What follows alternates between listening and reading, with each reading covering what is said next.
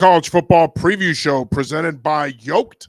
I'm your host, John Sarianides, and I'm joined by my partner, Ryan Barry. Ryan, how are you this evening? Doing well. I've got the Celtics on over here. They're winning. I don't know if I really want them to win, honestly, at this point. But you know what? It's a good night. We're supposed to get some pretty bad storms, so charge those phones. That's all I got to say tonight. That's Are they important. are they going to be that bad? I thought we were just getting rain. I don't know. I don't know. I keep getting all these Is updates that from. Ryan Barry's AccuWeather forecast? You heard it here first, but don't trust it. Yeah. Some wind. It looks, based on what I'm Yes. seeing on the phone, some wind in the middle of the night. So Yes. that could be where the power outage potential is coming in, according to our AccuWeather forecaster, Ryan Barry. So Yeah. So we'll see. yeah. Well, I do want to remind you that the show is brought to you by Yolked. Are you looking for a safe and effective protein powder to incorporate into your workouts? Well, that protein product is Yolked at only 47 calories per packet. It tastes like birthday cake. It's delicious and effective. You visit yolk.com today for more information on how you can purchase this wonderful product. All right, Barry, we're going to jump right into UMass to start because they played last night. Maction. They hung around in the beginning, but in typical fashion for UMass this season, the game gets away from them. They ended up losing to Akron 44-10. And I'm going to say it now, and I don't give a shit if I ruffle any feathers. I think it's safe to say they're going to go winless. Yeah, I don't think that's ruffling any feathers. What's crazy is I think I hope I'm wrong. I hope a Yeah. week from now when we're talking about the Northern Illinois game, although I believe that game's next Wednesday. So yes. But nonetheless, when we're talking about that game, whenever we do that, I hope I'm wrong, but I don't think I'm going to be. Yeah, I think after the Kent State game, almost a month ago now, there was real chatter online of, oh crap, we might go undefeated now, because at that point, people knew Akron were playing a little bit You better. mean So winless? yes, I'm sorry, winless. Yeah, I was like, wow. yeah, I'm sorry. Yeah, would go That's winless. bold. Yeah, would go winless after that game. So I'm not really sure how NIU is doing right now. I know they're playing, but there is some hope there because they As the haven't. kids like to say, I got you. Yes, I'll get thank you an you. Yeah, update.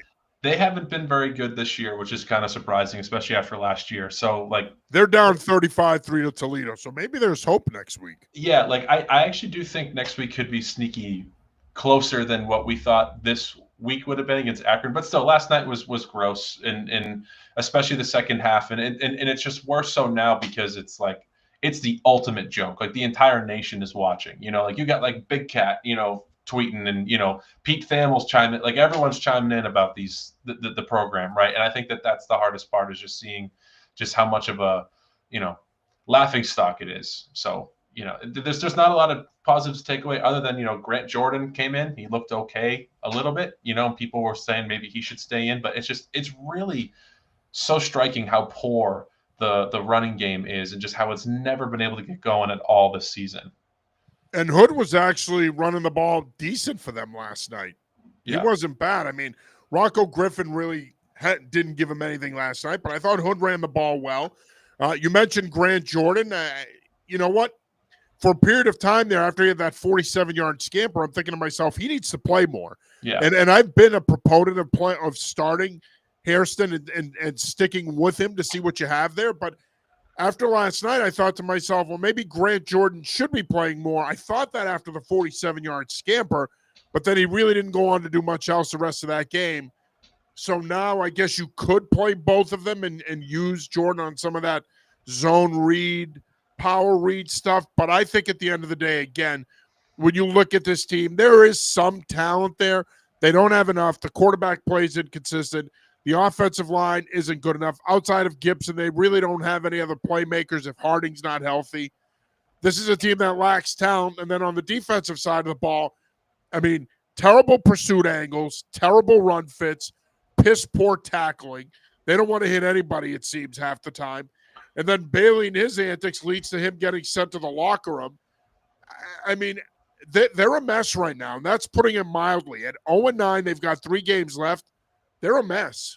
Yeah, I mean, three fumbles. I mean, I guess Hairston didn't throw an interception. So wait a minute. What am I saying? Yes, they do have 3 games left. Yeah, and it's just tough because make sure. I mean, every week Hairston has had either one interception, to no picks. At least he had no picks last night. It's just it's really hard to quantify, where this team ranks amongst the FBS ones. But it's just like, even like Walt Bell's, like, even I'm like, would Walt Bell's team be better than these guys first year? Which is shocking to even say, because I didn't think that was a possibility.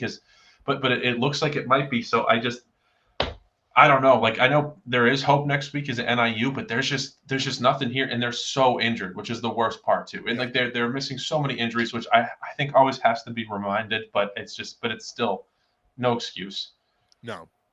No, there is none. And there's no excuse to be this bad. And I think the other problem is the undisciplined play. If you're Joe Harasimiak, you're aging 5 years a game here, because the undisciplined play is a major problem for this football team. Like I said, defensively, the missed tackles, the poor angles that they take in pursuit, bad run fits. They seemingly are always out of position. And it's easy to say, well, that's coaching. It's also a lack of talent to a degree. There's some talent there on both sides of the ball. There's guys that can play. There just aren't enough of them, it seems. Yeah, and there's been a lot of chatter this week, the past few weeks now, about there was a report that was saying that, about 2 weeks before the season started, Harasimiak really started to see that there wasn't a lot of talent on the team. I don't know if you've seen that at all out there, Yeah. and then is that when he finally noticed it? Right, but that's what I'm wondering is, like, I know you don't have everyone on campus in the spring, right? You're missing some guys, but in the summer, you're not in pads for the majority of it, and then they do, and like, so. I mean, I would love to. I mean, you've been a coach. I would love to talk to a collegiate level coach even too, and be like, can that happen? Can you be 2 weeks in advance? You're like, oh crap, we're not very good, right? Like, but like, seriously, because I feel like you would know that, but also maybe you should know it a lot sooner than he realized it. Yeah, because I'm sure it's easy for them to look at. We all do it as fans now. We look at the pedigree of the kids that you bring in and the name of the school, like Donnie Gray coming from Northwestern. It's like, okay, well, that doesn't mean anything, right? Jake McConaughey coming from Pitt, like, I get suckered into that, but then you're like, well, he didn't play a lot of snaps there, but is this where he's going to do it? And it's like, is the coaching staff saying, but look at how we ran this route at Pitt last year. There is something there, and then they get on campus and it's like, well, wait, actually he can't run that route. That's why he never played, right? Like, I would just love to know what it is about that. And again, I feel for the kids at the end of the day. I feel for the players. Like, that's really who I feel for the most, because they're doing what they can with what's been given to them, and a lot of times they're being expected to do more, but they just can't. Yeah, and I think you bring up a good point. And look, it's difficult in this age of the portal to build a roster, especially for programs like UMass. Mm-hmm. It's not going to be any easier this offseason. Even if they have a larger war chest to play with financially to try to bring in players, it's not going to be easy. Mm-hmm. Okay? It's especially if they end up going 0-12. It's going to be hard to attract talent here. Harasimiak is a good coach, despite what people think. He is a good coach. He is a good recruiter, but it is going to be hard to convince talent to come here and play here. Now, they did make a big move today, hiring URI athletic director and former class of 1990 UMass Minutemen and former Minutemen player Thor Bjorn as an associate athletic director.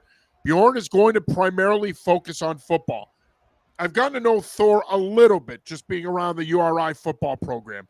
First things first, he is a terrific human being. He is a great guy. He worked wonders down at URI, especially for the football program. His support of Jim Fleming and that program proved to be huge. Under his watch, they got the funds to renovate Meade Stadium. They're going to finish that renovation throughout this upcoming offseason and next year. He's done a lot for that athletic department, specifically the football program. I'm surprised by this move. Obviously, none of us saw it coming. He's a UMass guy. The pull is there. He played in the program. He wants to be a part of the solution to turn this program around. Two-part question here for you as a UMass alum. A, how excited are you about this hire? And B, can he, in fact, help turn this program around? Well, I'll answer your first one, or your second one first, which is, I do think yes, because I think you're seeing a model of bringing in like a GM to just do the football. And I think that this, and him with his awesome background allows you to do that, and I think he can focus on it because he's passionate about the program. He cares about the program. He knows what it probably takes to win in this region. My only concern is that he doesn't have a lot of FBS experience, and he's did wonders with URI. I mean, we've talked that this program was being talked about being cut or dropped to the NEC for a very long time, and then he resurrected them, and they've been ranked the last few years. And a big part of that was his support of Jim Fleming, though. He stuck with Fleming. He started to get more money for the program. He started to talk about renovating the stadium. They're doing that now. Again, a lot of good things happened under his watch. And I think if you're a UMass fan, that should excite you, that he could potentially do some of these things at Amherst. It does. And I think that's what's exciting. But I think what probably a lot of fans felt today and what I felt is like, okay, he's going to do this. So is he going to be able to get the support above him, the Marty Meehan's, like, the legislation, the board of trustees? Is he going to be able to get all those people, or is he just going to be expected to be like, hey, here are your ingredients. This is a very limited kitchen. Try and make the best meal you can, right? Because I do think that his background will allow that to happen. But I think a lot of it too is a lot of people are like, well, what about Ryan Bamford? Because he's the problem. But then again, if Thor is just going to focus on football and Bamford can just handle everything else, that is a win-win at the end of the day. Because UMass fans might not want to admit it, but Bamford knows how to shake a lot of hands and raise some money. He knows how to make teams in that school who are non-revenue sports do pretty well with coaching hires in general. So if you just kind of keep him out of football and have Thor be the guy, it might not be the worst thing, even though I would like to see Thor just be the AD. But then again, if Thor was just AD and he couldn't only focus on football, he actually might lose some of his ability to just focus on football. Does that make sense what I'm saying? So for him just doing football actually might be better than him just being the AD. Yeah. No, it makes a ton of sense. And I'm curious to see how it's going to work out. I do think it's a great move for them. It's a great move for UMass. I think Bjorn's got to make a difference there. They're investing in the program. Bamford already came out and said a few weeks ago that they're going to put more money into the program, more money into McGuirk. Now they hire Bjorn. They're going to do everything they can, at least on the surface. That's what they're showing us here. They're going to do everything they can to make it work with UMass and the MAC and at the FBS level, and they should. This bullshit gibberish we've been hearing about dropping the program or potentially dropping the FCS, it's not happening. It's not going to happen. They made their bed. They're choosing to lie in it, and as they should, because ultimately the FBS level is where the money is. It's where the TV money is. It's where the advertising dollars are. It's where the revenue sharing dollars are. So at the end of the day, they're going to do everything they can in their power to try to make it work with this football program at the FBS level, and they should. They made the decision to go up. At some point, they got to do it right. They might as well start now. You hope that this hire helps them do that. Another struggling program in the region, of course, is Boston College. They lose to Notre Dame on Saturday, 25-10. They host SMU this Saturday in the annual Red Bandana game. And, of course, they were getting ready for SMU. BC fans were ready to play out the string and call it a season, put a bow on this miserable season. And then yesterday happens. Teapot finally shows up at the Heights. Bill O'Brien has a teapot moment. He goes off on Mike Gualtieri, who's a 2008 Boston College graduate. He's a BC alum. He's a content creator. He does some Boston College content as well, some other stuff. I don't really know Mike. Seems like a nice enough guy. I have a lot to say about this, Ryan. And I know that we usually recap games and preview this week. I have a lot to say about this because I did go back and forth with a fair amount of Boston College folks yesterday prior to the UMass game. I think that there are a lot of people out there. Look, I don't have a problem with Mike's question. Let me start there. Yes. I don't have a problem with Mike's question. I don't care that he threw out. I've talked to alumni that have said, and that's what seemingly set off O'Brien. I don't have a problem with it. I'm going to say this. I've been a head football coach before. Granted, it was at the high school level. Okay, so it's apples and oranges when you compare it to big-time Division I college football. I've been through a season like O'Brien is going through right now as a head coach. So if you want to lump me in with O'Brien and say that we both suck, feel free. Um, it's hard, man. It's Yeah. hard. And so when I look at that reaction to what Gualtieri asked yesterday, I understand where it's coming from. And I think what really bothers me, Ryan, is first of all, a year ago, correct me if I'm wrong, weren't the BC people talking about him building a monster? Wasn't that the common phrase last season? Hashtag building a monster. And Bill O'Brien's going to build a monster and he's going to do this and he's going to do that. Fast forward a year later and now he's an idiot because they're 1-8. Look, if you ask me on the surface, has he done a great job? No. He would tell you he hasn't done a great job. Has his staff done a great job? No. You don't go 1-8 by accident, okay? Right. So they themselves would tell you that they could do a better job. But I think what really bothers me is people were so hyper-focused on what he said to him and his response that they completely glossed over him trying to be positive.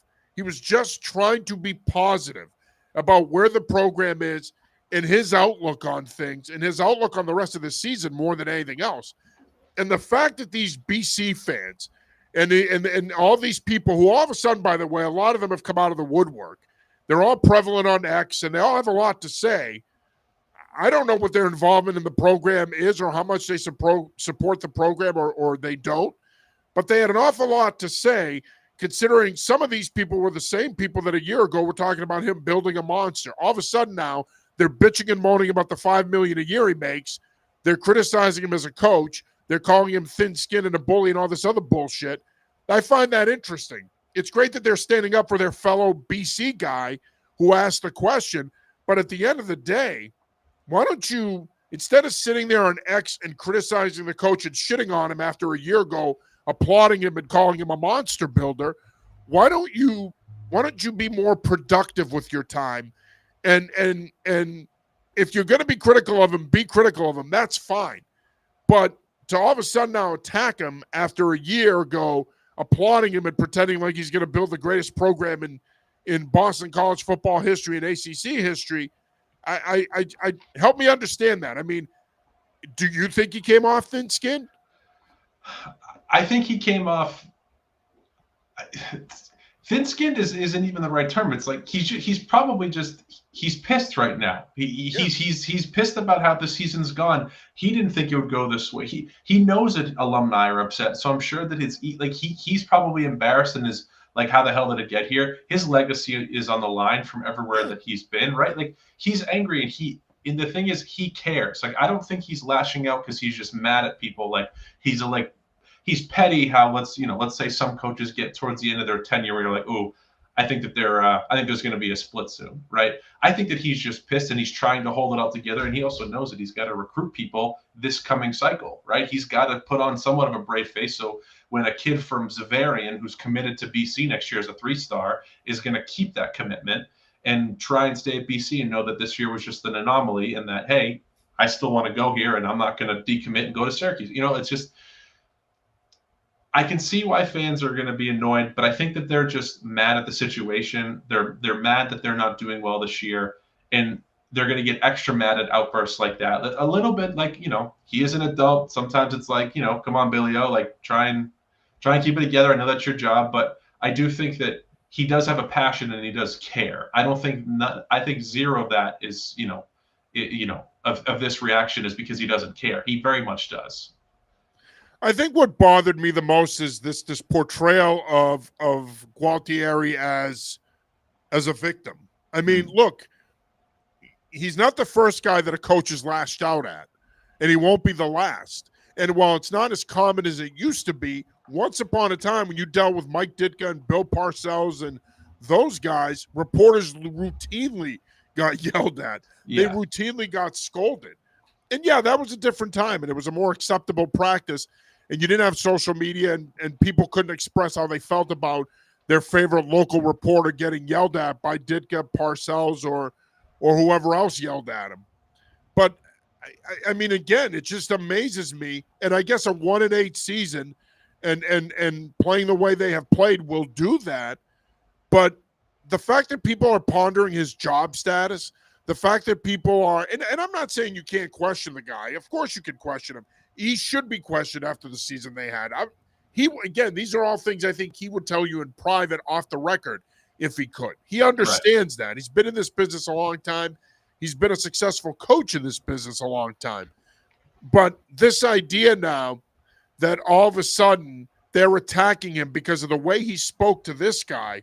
And again, I don't have an issue with Mike. I don't know Mike. I've never had a conversation with Mike. I don't have a problem with him. I don't have a problem with what he asked. I thought that O'Brien's, to be truthful, I thought O'Brien's response was hilarious. I love the line where you show up here once a month. Right. And you ask these Debbie Downer questions. I thought that was hilarious. No, I mean, it's true, because I think that myself when, we're in a really weird spot right now where there's so much media, and in the eyes of, Michael Felger on 98.5, he is right. A lot of people are afraid to ask hard questions because they like being buddy. They like having access. So I can understand why, we should be asking the difficult questions. But at the same time, you're in there every day with these guys, and you kind of, it's hard not to build a relationship and a rapport where, yes, you have to do your job as a reporter, but also you have to do your job and realize that you have a stance there, so you can't be, being a dick all the time. Right. And I think that I disagree with Felger. Yeah. I disagree with him wholeheartedly. Okay. I'm around the Patriots. I'm around that media group. I don't think, look, you can like Mike Vrabel and you can think he's a good dude. That doesn't mean you're not going to ask him a tough question. He may not like it. He may not answer it. But at the end of the day, I think being professional and cordial and not always busting the guy's balls is a good thing. Bill O'Brien already knows that his football team is bad. He doesn't need Gualtieri or Kevin Stone or Trevor Haas or Graham Dietz or whoever else is going to be standing in that room. He doesn't need them to point it out to him. He already knows that. Now, I'm not going to tell them what questions to ask. They could ask whatever the hell they want. I don't care. I'm not up there every week, okay? But I think a lot of people go out of their way, and I'm going to say this, and it may ruffle some feathers in the media world.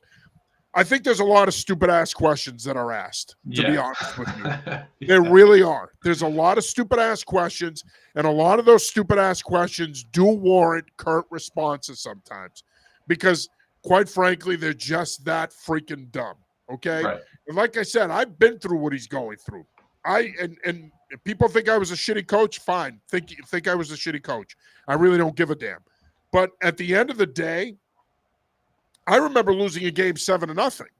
And I had a reporter ask me the game, and we had the ball inside the 5 4 times, fumbled twice, and failed to punch it in the other 2 times and missed a field goal. Okay. And I remember the reporter asking me after the game, a young guy, he says to me, what happened tonight? And I looked at him and I go, what do you mean what happened tonight? We lost.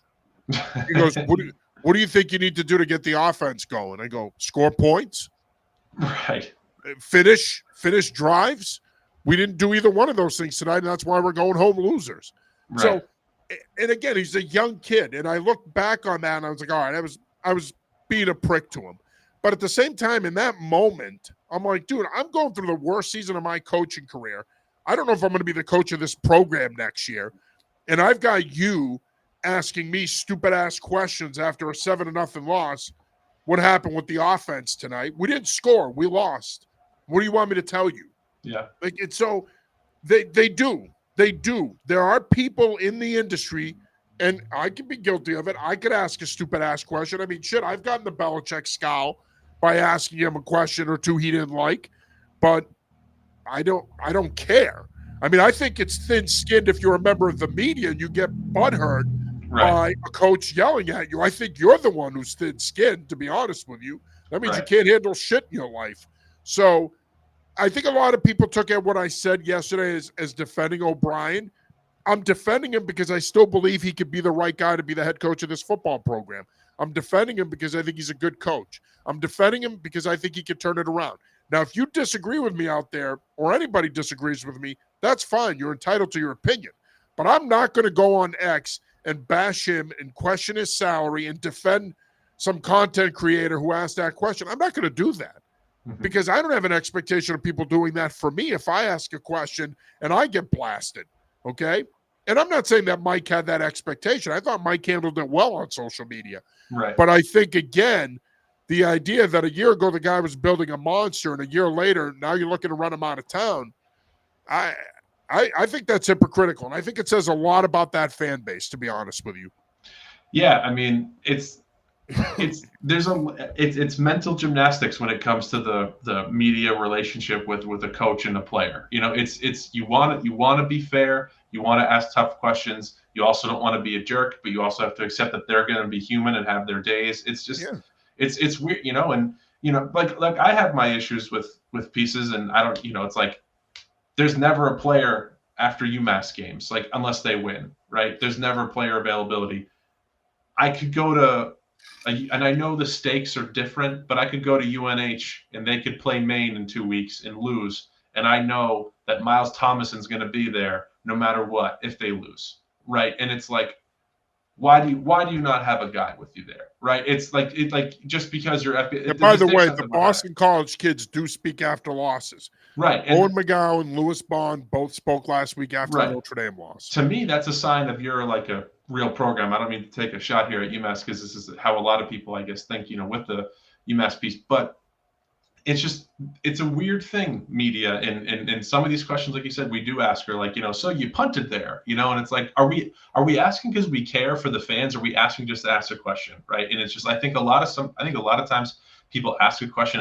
There's been times I've gone to games in the last 2 years, I don't ask a question because I'm like, I don't have anything. Either they've been asked already, or I'm just going to be adding fluff, right? And it's like, I think people need to think more, but they just feel like they have to say something. So. Well, I think he was aggravated. Yeah. My view of it from watching the video numerous times is I think he was already aggravated. Right, yeah. I think he goes in there to meet with them. If you look at the entire video, first of all, the first 3 minutes of the video, he raves about Grayson James and how tough he is and, you know, how much he's respected in the program. Kevin asks him about, you know, the playoffs starting in high school and the importance of, you know, focusing, you know, how important is it to recruit players that come from successful programs? He gave a pretty good answer to Kevin.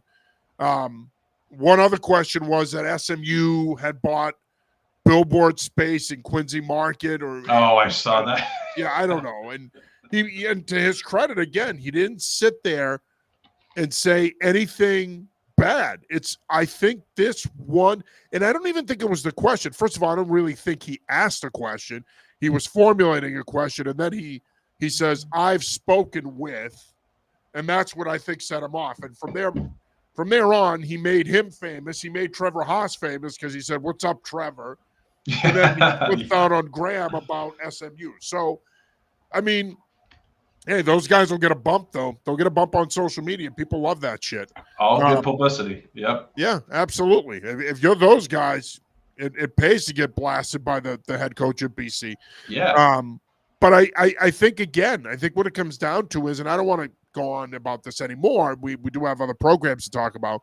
But I do think at the end of the day, should he have reacted the way he did? Probably not. But he's going through an awful season. They're 1-8. I can't stress enough how hard that is on a coach. Okay? How hard it is on a staff. There's going to be changes. And there could be a lot of changes here. There's going to be personnel changes. There's going to be staff changes. There's going to be a lot of change. Even if he stays, this program is not going to look the same next year. And quite frankly, when you're this bad, it shouldn't look the same. No. But again, the hypocrisy. And there's a lot of great Boston College football fans out there. So I am not going to lump them all in with this group of morons who was on X yesterday babbling nonsense. I'm just not going to do it. And if they don't like what I have to say, tough shit, go somewhere else and get your content. That's my attitude. And that's not the way I want to run my business. I don't want to alienate people or push them away. But I am not going to, and I'm not going to do it with UMass, UConn, or anybody. I'm not going to bash the coach simply because you're online bashing him on your platform. Good for you. You can sit there and babble your bullshit all you want. I'm not going to do it. That's not what I'm here for. We're here to deliver content, to cover games, to report on games, to report on press conferences, and we're going to do it right. We're not going to look to placate fans. And if you don't like it, oh well, Avidaze, go somewhere else at the end of the day, okay? So, I mean, again, I just thought the whole response to it was ridiculous. It's par for the course today. We are living in a world now, Ryan, and you know this, and we talked about it last week. We're living in a world now where as soon as a coach loses a couple of games, everybody wants to get rid of him.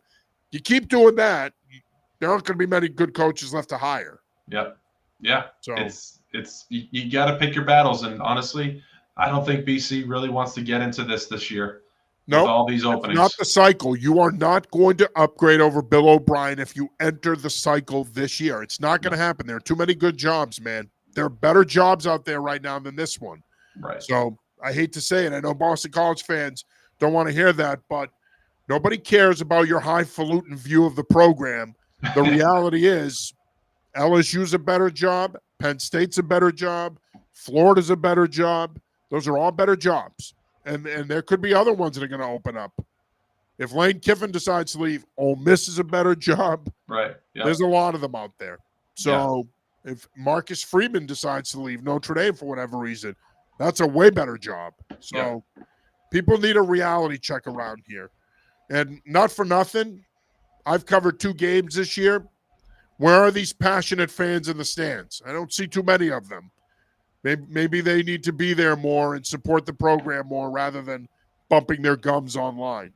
Right. All right. Real quick, going around New England here. I know we've taken up a lot of time with this, so I don't want to take up too much time. UConn picks up a nice win over UAB. They are officially bowl eligible.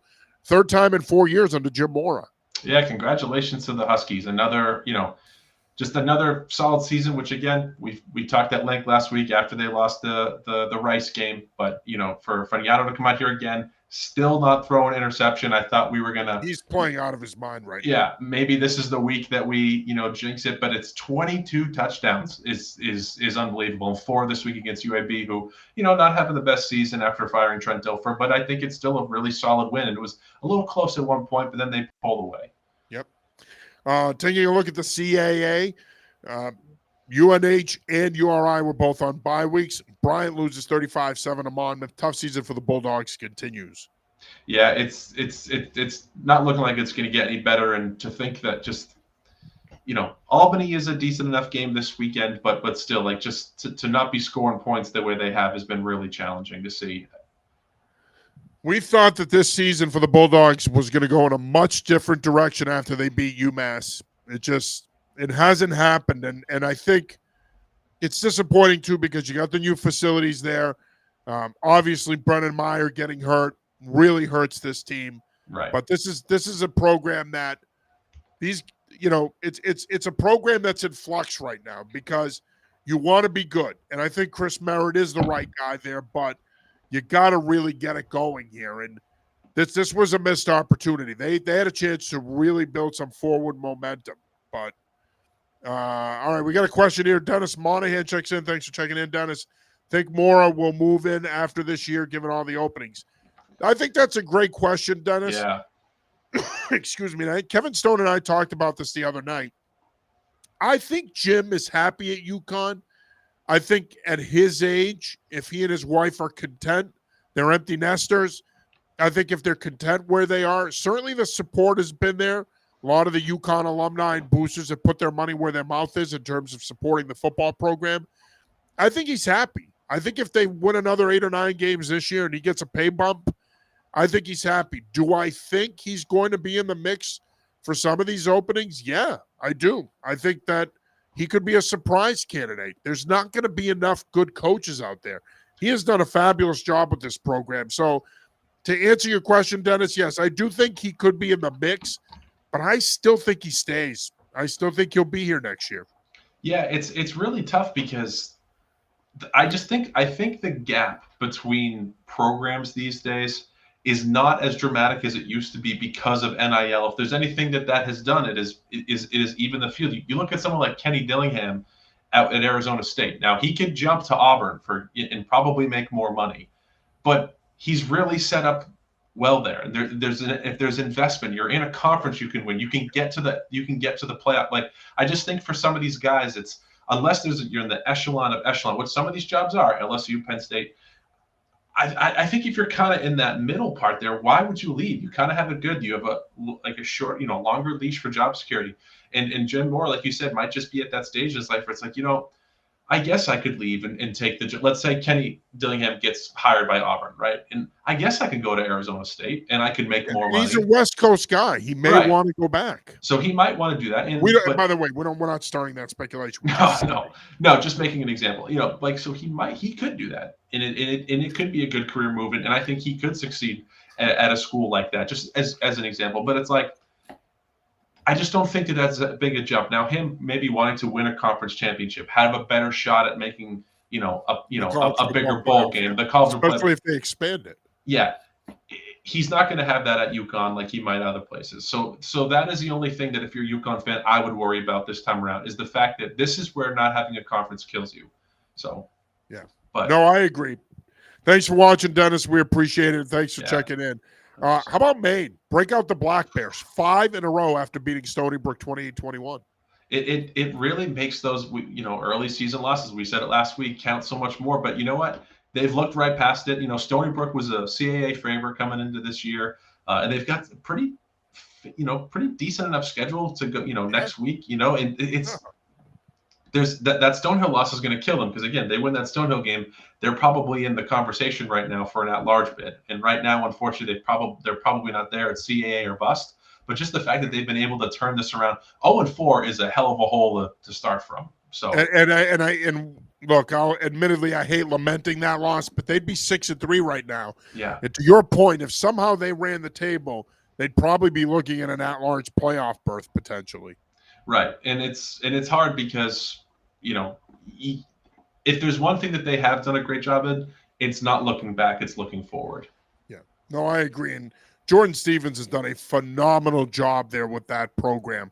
It's hard to win 5 in a row in football at any level, let alone in the CAA, which is a tough conference at the FCS level. But they've beaten some good opponents here on this run. It's not Cupcake City, so you got to give them credit for that. Going over to the Ivy League, Harvard continues their dominant run with a 31-10 win over Dartmouth. I thought this game was going to be much closer than it ended up being, but that Harvard offense is so good, and it was a little back and forth early. Harvard pulls away, however, and they don't look back. An impressive win over a good Dartmouth program.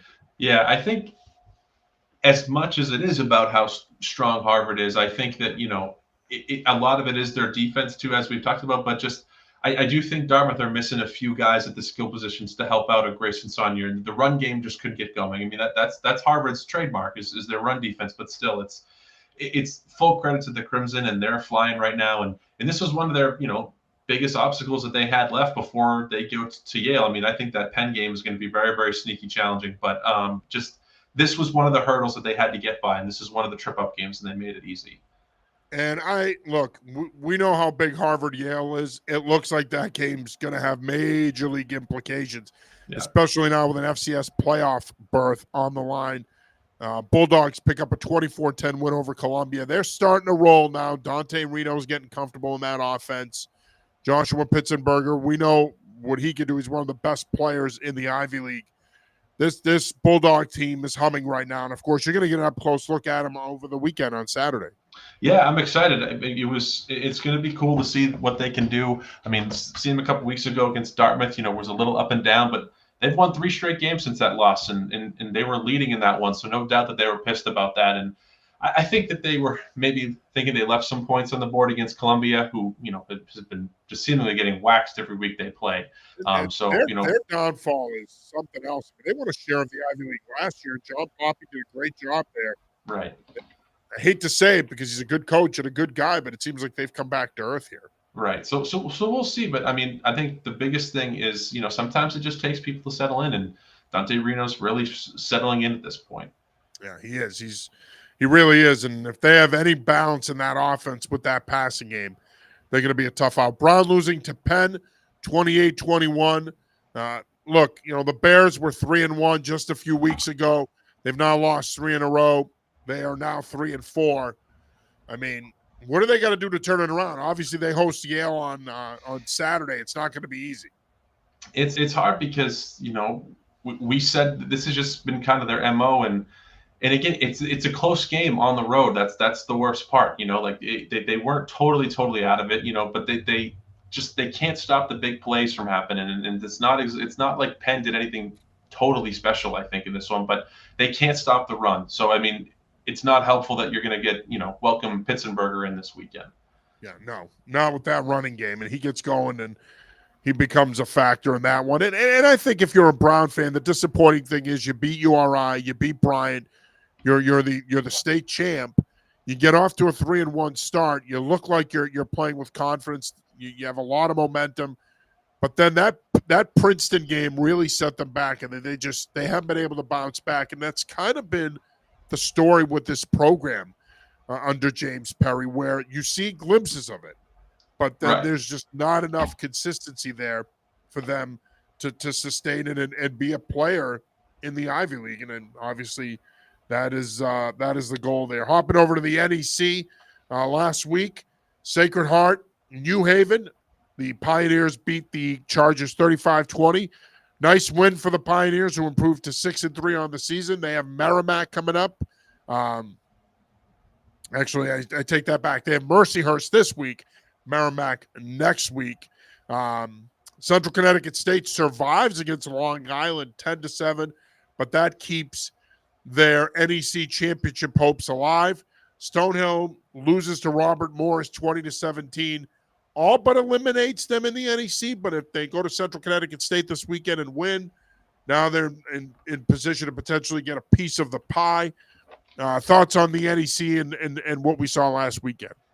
I think if there's one thing I can take away from it is it's gone a lot better than I think we thought it was going to be this year. I know we were expecting Central Connecticut to be definitely in the mix again after winning last year, but to see Stonehill semi in the mix, but this was a bad loss last weekend. I think we both had Stonehill winning, and which is really frustrating. But if you're New Haven on the outside looking in for when it's your time to join, you've got to be feeling pretty content, especially keeping that game against the Pios closer. It wasn't a total blowout, I should say. Yeah, no, I agree, and I think, look, I mean, Central Connecticut State controls their own destiny. They're in the driver's seat here. They just need to take care of business this week, take care of business against Duquesne, and they win this thing. And now they're in the playoffs for the second year in a row, and they've become the preeminent program in the NEC. It's a tribute to Adam Lechtenberg and the job he and his staff have done there. They've really got this program going again, and they got it back on track. That's the thing.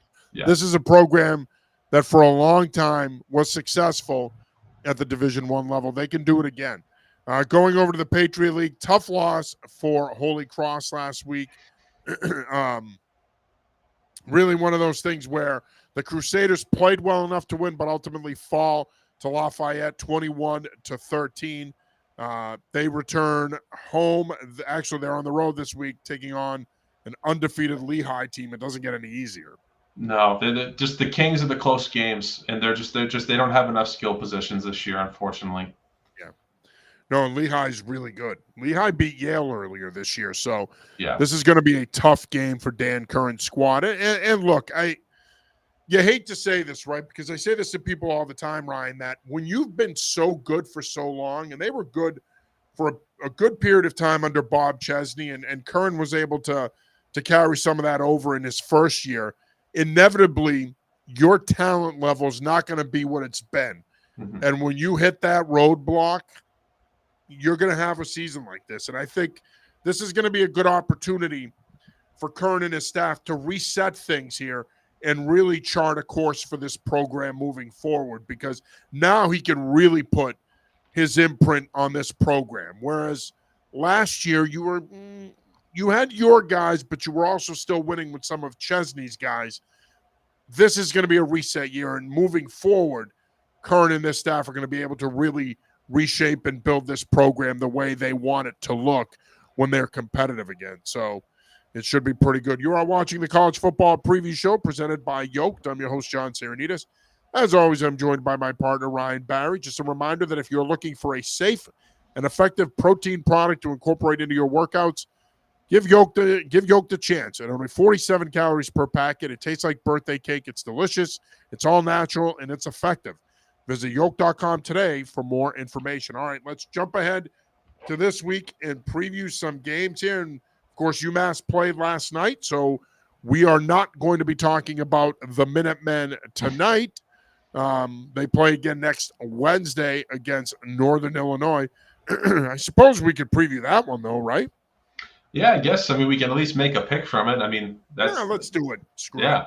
Yeah. All right, let's start with Boston College. The Eagles, of course, playing in the red bandana game on Saturday, noon kickoff against SMU. The Mustangs come in at 6-3. These two teams very familiar with each other. They played in the Fenway Bowl a couple of years ago.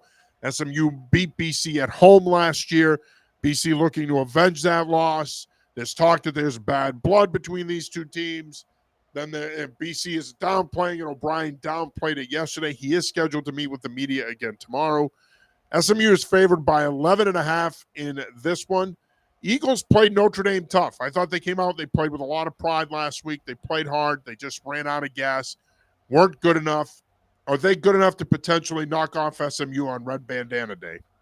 I still don't think so, but I do think where BC is going to be lucky is the fact that SMU's coming off that win over Miami, and this could be a letdown spot, And the weather's going to be a factor. The weather's going to suck. And they struggled in that Fenway Bowl game in the rain a couple of years ago, so they did. So this BC has a chance here. That I believe you and I double covered that one. We did. That was when we were Castellanos was kind of like coming out game. I think he was and yes, touchdown Tommy. Yes, I'm going to take SMU because I just don't think BC has really, as much as they looked okay at times, because everything is telling me SMU, but there's a little part of me that thinks BC, but I'm just going to go SMU and not complicate the matters. All right, I'm going to go with SMU as well, but I don't think they cover. I think Boston College plays them tougher than they played Notre Dame last week. I think the weather's going to be a factor. I do think that Boston College can hang in there and potentially steal it at the end. I could see this being a 3 to 7 point win for SMU. Chances are I'm going to eat shit on this one, but I'm gonna take the Eagles as a home dog. And I'm going to say they keep it close. I do think the weather's going to be a factor in this one. It was a couple of years ago, like I said, when they played in the Fenway Bowl. All right, next up we have UConn hosting Duke in a big one on Saturday. Our Andy Close will be there for that one. 3:30 kickoff, big one for the Huskies. This is probably their toughest game of the year. They are currently underdogs by 9.5 points to Duke. I'm not sure this Duke team at 5-3 is 9.5 points better than UConn. One thing I'll say about the Huskies is they've played much better at home this year than they did at times last year when they had like 8 gazillion home games. Can UConn pull off the upset here? I think they'll cover, but I think that Duke is going to win. I'm going to take Duke here.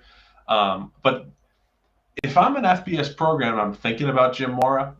He's done a great job turning around the program, but his wins over FBS opponents in the Power 5 or in the G, the Power 4, whatever it is now, have not been present other than the BC game, of course. But, losing to Syracuse, last year, losing to Wake Forest, like he needs to win this game just for validity's sake, right? Just to be like, I can also beat UAB, but I'm also beating Duke too. But I'm gonna take Duke here. I just think that like Darian Mensah is very, very talented, and I think that they have a lot to offer here. So I'm gonna take Duke, but I'm hoping the Huskies can pull it out. Yeah.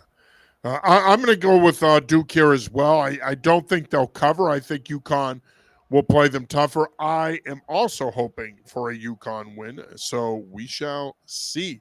All right, moving along here, and we're going to move on to the FCS level here now. Actually, you know what we're going to do? We said we're going to preview UMass next week against Northern Illinois, who, by the way, is down 42-3. So I'm telling you, man, here I am starting the show saying that I think UMass is going to go winless. Maybe they have a shot this next week in their first ever Maction game at McGuirk.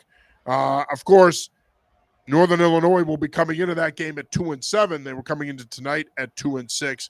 There's no line for that game yet, obviously. I don't know, man. Listen, we thought they could beat Kent State. We thought they could potentially win last night. They got blown out in both of those games. Yes, NIU has not been very good this year. They've been a disappointment. I still think that they come in here and win, though. I think that this game, at best, plays out like the Buffalo game. Yep, same. NIU, and just hoping that it's not a total embarrassment like last week. So, or last night rather. That's all we can hope for, right? But I just think that NIU still has a little bit more talent than UMass currently does. Yeah, I agree. All right, and we're going to try to figure out the show next week. They are scheduled to play next Wednesday, so Barry and I will decide if we want to stay on our normally scheduled time or if we want to potentially move anything around. All right, we're going to now make the trek down to the FCS, and we're going to start with the CAA. As I mentioned earlier, URI and UNH were on byes last week. They're back in action this week. UNH heads down to take on Monmouth, who at 8-1 is in the driver's seat to win the CAA. That's going to be a tough one. I think that because they're in the driver's seat and because that they've got a lot more to play for, and it's at home, I'm going to go with Monmouth here. But I mean, coming off the bye week could be beneficial for UNH, but I'm going to go with Monmouth. Yeah, UNH will have had 2 weeks to prepare for this game, but I agree with you. I don't think it's going to matter. I think they can play them tough, but I like Monmouth in this one. I think it could potentially end up being like a 34-24, 35-24 kind of game here. It could end up being a shootout. I think UNH plays them tough, but I like Monmouth at home. Bryant hits the road against Albany. The Great Danes are 1-8. I think Bryant breaks the streak here. I think they get off the schneid and they pick up a big one on the road. I like Bryant in this one. Okay.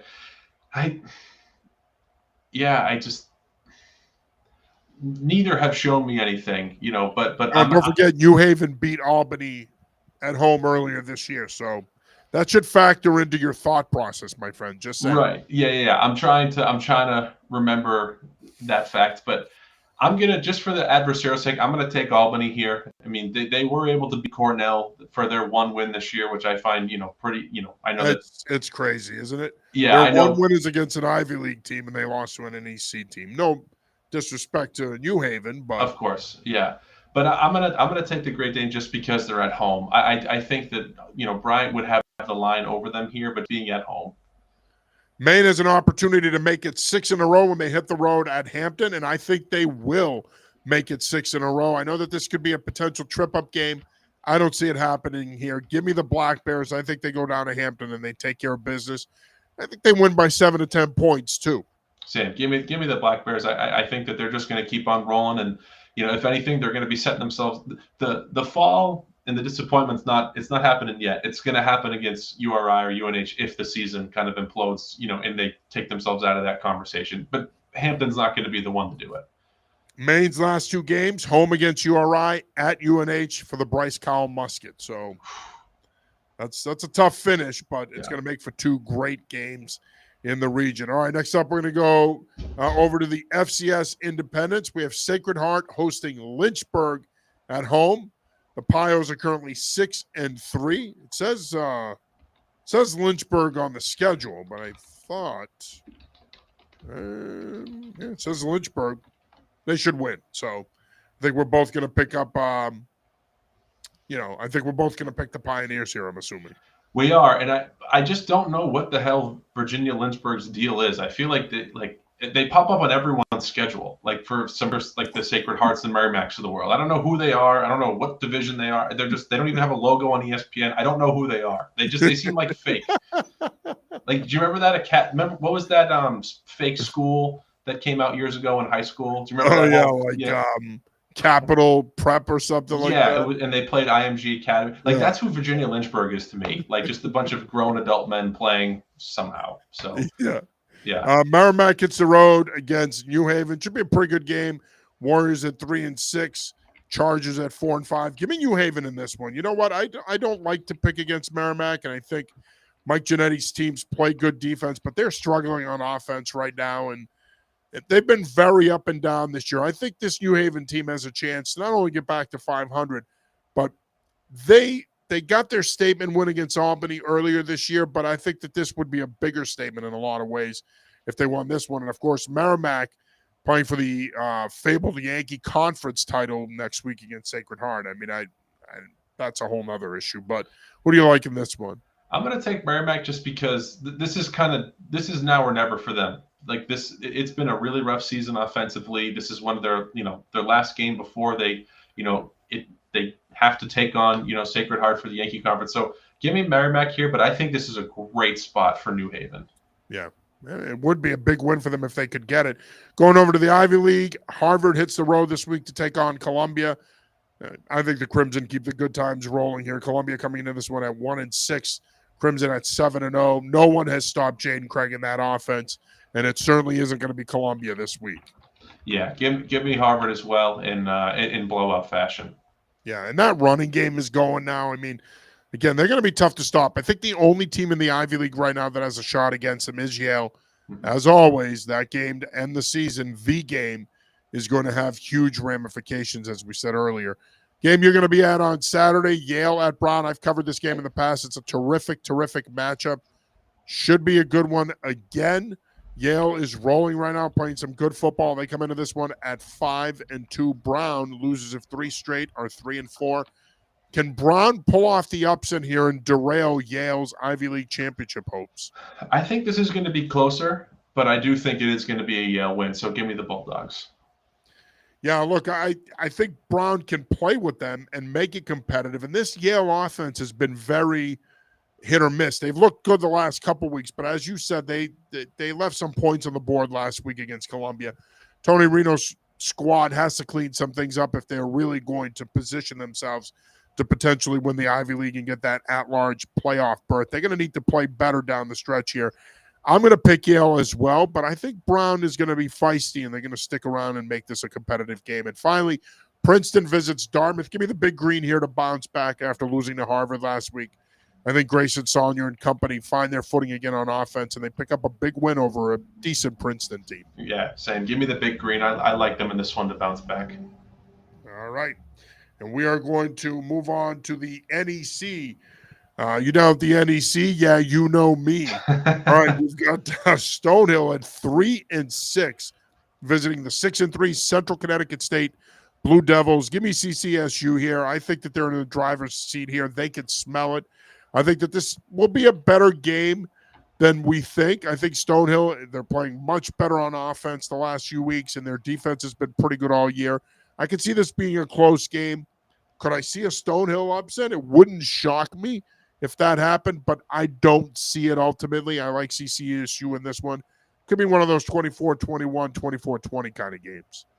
Yeah, and it's Stonehill has surprised us this year. And 10-7 against LIU last week was really, really shaky for CCSU. Like, I mean, are they kind of just limping their way? Like, are they just trying to get to the end? Like, they know they can make it to the end, and they're just piecemealing together wins just to, that's where Stonehill could trip them up a little bit, especially being pissed after losing a close one last week. But I do think Central Connecticut State is the better team overall. And, of course, we previewed the Merrimack New Haven game, so we don't need to do that one. And finally, in the Patriot League, Holy Cross at 1-8 hits the road to take on undefeated Lehigh, who is 9-0. This is going to be a tough task for Dan Curran's squad. Give me Lehigh here. I think they win.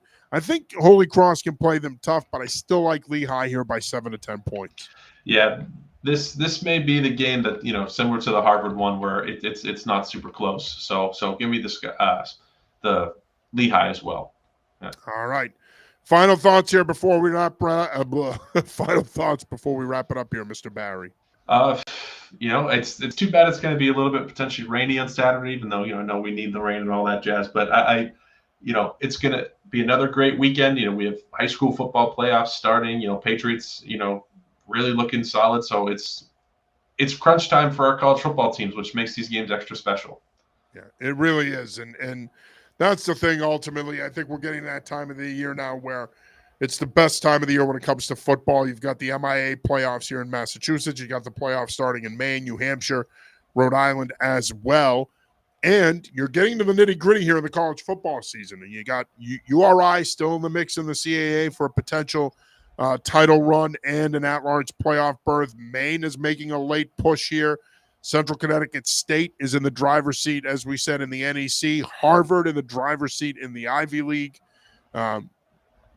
UConn needs to maintain the momentum, even though they're bowl eligible now, so that they can play in a more upper echelon bowl. So there's plenty at stake here in the next few weeks here as we start to get closer to the end of the football season. It should make for some compelling football. And of course, as always, New England Football Journal will be here to cover it for you. Make sure you give us make sure you subscribe, give us an opportunity to share some of our content with you for only $2.99 a month. You get some of the best content in the area. So visit anyfootballjournal.com for more information and how you can subscribe.